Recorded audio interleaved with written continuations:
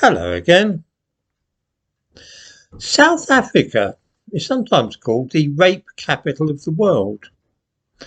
Surveys reveal that one woman in three there has been raped, and a quarter of men admit to having committed at least one rape.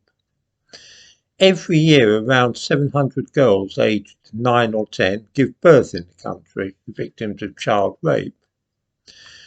Roughly 60 or 70 people a day are murdered in South Africa, and this rate is on the increase. Foreigners, often Nigerians, are targeted, and the lynching of suspected witches is not uncommon. 30 years ago, South Africa was regarded as an industrial nation of the Western world. Now it's falling to pieces. The infrastructure of things such as railways and the electricity supply is routinely looted for copper cables and so on, which can be sold as scrap metal. And this means that transport and power are increasingly unreliable. In another few years, the country will be on the same low level as other African nations. This process of decline is very similar to what was observed in other African nations once Europeans pulled out and black governments took over. I'm wondering if there can be any other explanation for this phenomenon besides the obvious one which springs readily to mind.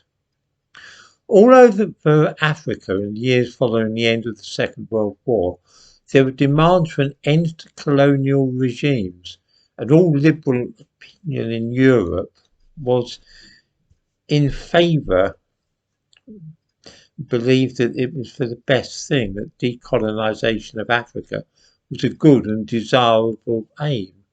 The theory was that the colonial governments were actually holding back the Africans, and that if only they would leave, then those nations would soar to the heights. All the mineral resources in the countries would be used for the benefit of the people living there, rather than being siphoned off to enrich people in Europe. Of course, what actually happens now is that the money still flows out of these countries to Europe, but these days it goes into numbered Swiss bank accounts held by corrupt African politicians. The idea that Africans were being held back by European power in Africa doesn't really hold true. It doesn't look as though it's likely. Quite the opposite case. It rather looks in retrospect as though it was the European governments, the colonial administrations, which were having the effect of pulling up the Africans, of raising them from their previous positions.